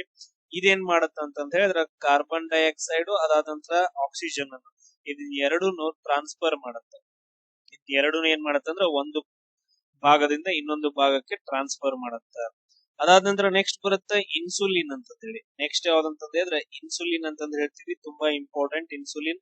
ಇದು ಎಲ್ಲಿ ಸ್ರವಿಕೆ ಆಗತ್ತೆ ಅಂತ ಹೇಳಿದ್ರೆ ಮೆದೋಜೀರಕ ಗ್ರಂಥಿ ಒಳಗಡೆ. ಎಲ್ಲಿ? ಮೆದೋಜೀರಕ ಗ್ರಂಥಿ ಒಳಗಡೆ ಇದು ಸ್ರವಿಕೆ ಆಗತ್ತ. ಅಂದ್ರೆ ಮೆದೋಜೀರಕ ಗ್ರಂಥಿ ಒಳಗಡೆ ಉತ್ಪತ್ತಿ ಆಗತ್ತ ಇನ್ಸುಲಿನ್. ಇದೆಲ್ಲಾದ್ರೂ ಇನ್ಸುಲಿನ್ ಎಲ್ಲಾದ್ರೂ ನಿಮ್ಗ ಪ್ರಾಬ್ಲಮ್ ಆಯ್ತು, ಇನ್ಸುಲಿನ್ ಪ್ರಾಪರ್ ಆಗಿ ಬಿಡುಗಡೆ ಆಗ್ಲಿಲ್ಲ ಅಂತ ಹೇಳಿದ್ರೆ ರಕ್ತದಲ್ಲಿ ಬ್ಲಡ್ ಒಳಗಡೆ ಏನಾಗತ್ತ? ಗ್ಲೂಕೋಸ್ ಪ್ರಮಾಣ ಜಾಸ್ತಿ ಆಗತ್ತೆ. ಈ ಗ್ಲೂಕೋಸ್ ಪ್ರಮಾಣ ಎಲ್ಲಾದ್ರೂ ಜಾಸ್ತಿ ಆಯ್ತು ಅಂತ ಹೇಳಿದ್ರೆ ಅದನ್ನ ನಾವು ಬ್ಲಡ್ ಶುಗರ್ ಅಂತ ಹೇಳ್ತೀವಿ. ಬ್ಲಡ್ ಶುಗರ್ ಯಾಕೆ ಇಂಪಾರ್ಟೆಂಟ್ ಅಂತ ಹೇಳಿದ್ರೆ ಈ ಇನ್ಸುಲಿನ್ ಏನ್ ಮಾಡತ್ತೆ ಅಂದ್ರೆ ಈ ಗ್ಲೂಕೋಸ್ ಅನ್ನ ಗ್ಲೈಕೋಜನ್ ಆಗಿ ಕನ್ವರ್ಟ್ ಮಾಡುತ್ತೆ. ಗ್ಲೈಕೋಜನ್ ಈಗ ಗ್ಲೈಕೋಜನ್ ಆಗಿ ಕನ್ವರ್ಟ್ ಆಗಿ ನಮ್ ಬಾಡಿ ಒಳಗಡೆ ಸ್ಟೋರ್ ಆಯ್ತು ಅಂತ ಹೇಳಿದ್ರೆ ನಾವು ಫ್ಯಾಟ್ ಅಂತ ಹೇಳ್ತೀವಿ. ನಾರ್ಮಲ್ ಆಗಿ ನಮ್ ಬಾಡಿ ಒಳಗಡೆ ಮೇಂಟೈನ್ ಆಗ್ತದೆ. ಈಗ ನಿನ್ ಬಾಡಿ ಒಳಗಡೆ ಕಂಟಿನ್ಯೂಸ್ ಆಗಿ ಗ್ಲೂಕೋಸ್ ಪ್ರಮಾಣ ಜಾಸ್ತಿ ಆಯ್ತು, ಗ್ಲೈಕೋಜನ್ ಆಗಿ ಕನ್ವರ್ಟ್ ಆಗ್ಲಿಲ್ಲ, ಅದನ್ನ ಕನ್ವರ್ಟ್ ಮಾಡಕ್ ಇನ್ಸುಲಿನ್ ಸಿಗ್ಲಿಲ್ಲ ಅಂತ ಹೇಳಿದ್ರೆ ಅವಾಗ ನಮ್ ಬಾಡಿ ಒಳಗಡೆ ಬ್ಲಡ್ ಶುಗರ್ ಜಾಸ್ತಿ ಆಗುತ್ತೆ. ಬ್ಲಡ್ ಶುಗರ್ ಜಾಸ್ತಿ ಆಗೋದಂದ್ರೆ ಏನ C6H12O6 ಗ್ಲೂಕೋಸ್ ಜಾಸ್ತಿ ಆಯ್ತಂದ್ರೆ ಅದನ್ನ ನಾವು ಬ್ಲಡ್ ಶುಗರ್ ಅಂತ ಹೇಳ್ತೀವಿ. ಅದಾದ ನಂತರ ನೆಕ್ಸ್ಟ್ ಏನಂತಂದ್ರೆ ಕೆಲವೊಂದು ಎಂಜೈಮ್ಸ್ ಗಳು ಬರ್ತಾವ. ಎಂಜೈಮ್ಸ್ ಗಳು ಯಾವ್ದಂತಂದ್ರೆ ಫಸ್ಟ್ ಒನ್ ಅಮೈಲೇಸ್ ಅಂತ ಹೇಳ್ತೀವಿ. ಫಸ್ಟ್ ಒನ್ ಯಾವ್ದಂತಂದ್ರೆ ಅಮೈಲೇಸ್ ಅಂತ ಹೇಳ್ತೀವಿ. ಇದು ಇಂಪಾರ್ಟೆಂಟ್. ಯಾಕಂತಂದ್ರೆ ಇದು ಲಾಲಾರಸದಲ್ಲಿ, ಲಾವಾರಸ ಅಲ್ಲ, ಲಾವಾರಸ ಅಂತಂದ ಹೇಳಿದ್ರೆ ಇವಾಗ ಇದರಿಂದ ಬರೋದು ಜ್ವಾಲಾಮುಖಿಗಳಿಂದ ಬರುವಂತದ್ದು ಏನಂತಂದ್ರೆ ಅದನ್ನ ನಾವು ಲಾವಾರಸ ಅಂತ ಕರಿತೀವಿ. ಆ ಲಾವಾರಸ ಏನಾಗತ್ತ, ಹೊರಗಡೆ ಬಂದು ಗಾಳಿ ಜೊತೆಗೆ ಸೇರ್ಕೊಂಡು ಏನಾಗತ್ತ, ತಣ್ಣಗಾದ ನಂತರ ಅದು ಏನಾಗಿ ಕನ್ವರ್ಟ್ ಆಗತ್ತ, ಬಸಾಲ್ಟ್ ರಾಕ್ ಗಳಾಗಿ ಕನ್ವರ್ಟ್ ಆಗತ್ತೆ. ಏನಾಗಿ ಬಸಾಲ್ಟ್ ರಾಕ್ ಅಂದ್ರೆ ಕಪ್ಪು ಕಲ್ಲು ಅಂತ ಹೇಳ್ತೀವಿ. ಆ ಬಸಾಲ್ಟ್ ರಾಕ್ ಹಲವಾರು ವರ್ಷಗಳಾದ ನಂತರ ಅದು ಪುಡಿ ಆಗಿ ಅದು ಏನಾಗತ್ತ, ಕಪ್ಪು ಮಣ್ಣಾಗಿ ಕನ್ವರ್ಟ್ ಆಗತ್ತೆ. ಇದೇನು ಲಾವಾರಸ. ಬಟ್ ಆದ್ರೆ ಇಲ್ಲೇನು ಲಾಲಾರಸ ಅಂತ ಹೇಳ್ತೀವಿ. ನಮ್ಮ ಜೊಲ್ ನಮ್ದು ಬಾಯಿ ಒಳಗಡೆ ಜೊಲ್ ಇರುತ್ತಲ್ಲ, ಅದನ್ನ ನಾವು ಲಾಲಾರಸ ಅಂತ ಕರಿತೀವಿ. ಅದ್ರಲ್ಲಿ ಯಾವ ಎಂಜೈಮ್ ಇರುತ್ತೆ ಅಂದ್ರೆ ಅಮೈಲೇಸ್ ಅಂತ ಇರುತ್ತೆ. ಅದಾದ ನಂತರ ನೆಕ್ಸ್ಟ್ ನೋಡ್ರಿ ಪೆಪ್ಸಿನ್ ಅಂಡ್ ಟ್ರಿಪ್ಸಿನ್ ಅಂತ ತುಂಬಾ ಇಂಪಾರ್ಟೆಂಟ್. ಪೆಪ್ಸಿನ್, ಅದಾದ ನಂತರ ಇನ್ನೊಂದು ಟ್ರಿಪ್ಸಿನ್. ಇವು ಎರಡು ಏನಂತ ಹೇಳಿದ್ರೆ ಎಂಜೈಮ್ಸ್ ಗಳು ಬಹಳ ಅಂದ್ರೆ ಬಹಳ ಇಂಪಾರ್ಟೆಂಟ್. ಯಾಕಂತಂದ್ರೆ ಇವು ಎಲ್ಲೆಲ್ಲಿ ಬಿಡುಗಡೆ ಆಗ್ತಾವ ಅಂದ್ರೆ ಜಠರ ಮತ್ತು ಸಣ್ಣ ಕರಳಿನಲ್ಲಿ ಪೆಪ್ಸಿನ್ ಮತ್ತು ಟ್ರಿಪ್ಸಿನ್ ಇರ್ತಾವ. ರೀಸನ್ ಯಾಕಂತಂದ ಹೇಳಿದ್ರೆ ಇವು ಪ್ರೋಟೀನ್ಸ್ ಗಳನ್ನ, ಇವು ಎರಡು ಏನ್ ಮಾಡ್ತಾವ ಅಂತಂದ್ರೆ ನಾವು ತಿಂದಂತಹ ಪ್ರೋಟೀನ್ಸ್ ಗಳನ್ನ ಅಮೈನೋ ಆಮ್ಲಗಳಾಗಿ ಕನ್ವರ್ಟ್ ಮಾಡ್ತಾವ. ನಾವ್ ಏನೇನ್ ಪ್ರೋಟೀನ್ಸ್ ಗಳನ್ನ ತಿಂತೀವಲ್ಲ ಆ ಎಲ್ಲವನ್ನ ಅಮೈನೋ ಆಮ್ಲಗಳಾಗಿ ಕನ್ವರ್ಟ್ ಮಾಡುವಂತಹ ಎಂಜೈಮ್ಸ್ ಗಳು ಯಾವಂದ್ರೆ ಪೆಪ್ಸಿನ್ ಮತ್ತು ಟ್ರಿಪ್ಸಿನ್ ಅಂತ. ಅದಾದ ನಂತರ ಇನ್ನೊಂದು ಬರುತ್ತ ಲೈಪೇಸ್ ಅಂತ. ಇನ್ನೊಂದ್ ಯಾವ್ದಂತಂದ್ರೆ ಲೈಪೇಸ್ ಅಂತ ಹೇಳ್ಬರುತ್ತೆ. ಇದು ಇಂಪಾರ್ಟೆಂಟ್. ಇದು ಯಾಕಂತಂದ ಹೇಳಿದ್ರೆ ಇದು ಮೆದೋಜೀರಕ ಗ್ರಂಥಿಯಿಂದ ಬಿಡುಗಡೆ ಆಗುತ್ತೆ. ಇಲ್ಲಿಂದ ಮೆದೋಜೀರಕ ಗ್ರಂಥಿಯಿಂದ ಸ್ರವಿಕೆ ಉಂಟಾಗತ್ತ. ಇದು ಮೇನ್ ಇಂಪಾರ್ಟೆಂಟ್. ಎದಕ್ಕಂತಂದ ಹೇಳಿದ್ರೆ ನಮ್ಮ ಆಹಾರದಲ್ಲಿರುವಂತಹ ಫ್ಯಾಟ್ಸ್ ಗಳನ್ನ, ಕೊಬ್ಬು ಅಥವಾ ಫ್ಯಾಟ್ ಅಂತ ಹೇಳ್ತೀವಲ್ಲ, ಅದನ್ನ ಏನಾಗಿ ಕನ್ವರ್ಟ್ ಮಾಡತ್ತಂತಂದ್ರೆ ಕೊಬ್ಬಿನ ಆಮ್ಲಗಳಾಗಿ ಕನ್ವರ್ಟ್ ಮಾಡುವಂತಹ ಒಂದು ಎಂಜೈಮ್ ಯಾವ್ದಂತ ಹೇಳಿದ್ರೆ ಲೈಫೇಸ್ ಅಂತ ಹೇಳ್ತಾರೆ. ಈಗ ನೀವು ಗಿನ್ನ ತಿಂತೀರಿ ಅಥವಾ ತುಪ್ಪ ತಿಂತೀರಿ, ಇವನ್ನೆಲ್ಲ ಏನಂತ ಹೇಳಿದ್ರೆ ಆಮೇಲೆ ಬೇರೆ ಏನಂತ ಫ್ಯಾಟ್ ಇರುವಂತಹ ಆಹಾರವನ್ನ ತಿಂದಾಗ ಅದು ಇದು ಆಗ್ಬೇಕಲ್ಲ, ಡೈಜೆಸ್ಟ್ ಆಗ್ಬೇಕಲ್ಲ, ಅದಕ್ಕೆ ಹೆಲ್ಪ್ ಮಾಡುವಂತದ್ದು ಯಾವ್ದಂತ ಹೇಳಿದ್ರೆ ಲೈಪೇಸ್ ಅಂತ. ನೆಕ್ಸ್ಟ್ ಏನ್ ಬರುತ್ತೆ, ಲ್ಯಾಕ್ಟೇಸ್ ಅಂತ. ಇನ್ನೊಂದ್ ಯಾವ್ದಂತ ಹೇಳಿದ್ರೆ ಲ್ಯಾಕ್ಟೇಸ್ ಅಂತ. ಈಗ ಸಣ್ಣ ಮಕ್ಕಳ ಜಠರದಲ್ಲಿ ಲ್ಯಾಕ್ಟೇಸ್ ಏನಂತಂದ್ರೆ ಸಣ್ಣ ಕರಳಿನಲ್ಲಿ ಉತ್ಪತ್ತಿ ಆಗತ್ತ. ಇದು ಹಾಲಿನಲ್ಲಿರುವ ಲ್ಯಾಕ್ಟೋಸ್ ಅನ್ನ ಜೀರ್ಣಕ್ರಿಯೆ ಮಾಡೋಕೆ ಯೂಸ್ ಆಗತ್ತ ಲ್ಯಾಕ್ಟೇಸ್ ಅಂತ. ಅದಾದ ನಂತರ ನೆಕ್ಸ್ಟ್ ಬರೋದು ರೆನಿನ್. ಇದು ತುಂಬಾ ಇಂಪಾರ್ಟೆಂಟ್. ರೆನಿನ್ ಏನಂತ ಹೇಳಿದ್ರೆ ಸಣ್ಣ ಮಕ್ಕಳಲ್ಲಿ ಮಾತ್ರ ಕಂಡು ಬರುತ್ತೆ. ಸಣ್ಣ ಮಕ್ಕಳೆಲ್ಲ ದೊಡ್ಡವರಾದ ಅಂತ ಹೇಳಿದ್ರೆ ನಮ್ಮಲ್ಲಿ ಕಂಡು ಬರಂಗಿಲ್ಲ. ಓನ್ಲಿ ಸಣ್ಣ ಮಕ್ಕಳಲ್ಲಿ ಮಾತ್ರ. ಸಣ್ಣ ಮಕ್ಕಳ ಜಠರದಲ್ಲಿ ಏನಂತಂದ್ರೆ ಇದು ರೆನಿನ್ ಕಂಡು ಬರುತ್ತೆ. ಅದು ಹಾಲನ್ನ ಏನಾಗಿ ಕನ್ವರ್ಟ್ ಮಾಡತ್ತಂತ ಹೇಳಿದ್ರೆ ಮೊಸರನ್ನಾಗಿ ಕನ್ವರ್ಟ್ ಮಾಡುತ್ತೆ. ಈಗ ತಾಯಿ ಎದೆ ಹಾಲನ್ನ ಕುಡಿದ ತಕ್ಷಣ ಅದೇನ್ ಮಾಡತ್ತಂತ ಹೇಳಿದ್ರೆ ರೆನಿನ್ ಅನ್ನೋ ಒಂದು ಎಂಜೈಮ್ ಮೊಸರನ್ನಾಗಿ ಕನ್ವರ್ಟ್ ಮಾಡಿ ಎನರ್ಜಿಯನ್ನ ಕೊಡುತ್ತೆ. ಈಗ ಒಂದ್ ಟೈಮ್ ನೋಡ್ರಿ, ಇವಾಗ ತಾಯಿ ಎದೆ ಹಾಲು ಕುಡಿದ ತಕ್ಷಣ ಕೆಲವೊಂದ್ ಮಕ್ಕಳು ಸಡನ್ ಆಗಿ ವಾಮಿಟ್ ಮಾಡ್ಕೊಂತ ತಕ್ಷಣ ಜಸ್ಟ್ ಹಾಲು ಕುಡಿದಿರ್ತಾವಲ್ಲ, ಹಾಲ ಹೊರಗ್ ಬರ್ಬೇಕು. ಬಟ್ ಅದ್ರಲ್ಲಿ ಹಾಲ್ ಬರಂಗಿಲ್ಲ. ಅವು ಮೊಸರನ್ನ ಏನ್ ಮಾಡ್ತಾವ ಅಂತಂದ್ರೆ ವಾಮಿಟ್ ಮಾಡ್ಕೊಂತಾವ. ರೀಸನ್ ಏನಂತ ಹೇಳಿದ್ರೆ ರೆನಿನ್ ಅನ್ನೋ ಒಂದು ಎಂಜೈಮ್ ಸಡನ್ ಆಗಿ ಹಾಲನ್ನ ಮೊಸರನ್ನಾಗಿ ಕನ್ವರ್ಟ್ ಮಾಡತ್ತ. ಇದು ಇಂಪಾರ್ಟೆಂಟ್. ಇಷ್ಟೇನಂತ ಹೇಳಿದ್ರೆ ಎಕ್ಸಾಮ್ಸ್ ಗಳು ಕೇಳುವಂತಹ ಪ್ರೋಟೀನ್ಸ್ ಗಳು ಮತ್ತು ಎಂಜೈಮ್ಸ್ ಗಳು, ಇವುಗಳನ್ನ ಲಿಸ್ಟ್ ಮಾಡ್ಕೊಡ್ರಿ. ಮತ್ತೆ ನೆಕ್ಸ್ಟ್ ಕ್ಲಾಸ್ ಅಲ್ಲಿ ಡೀಟೇಲ್ ಆಗಿ ನೋಡೋಣ. ಜೈ.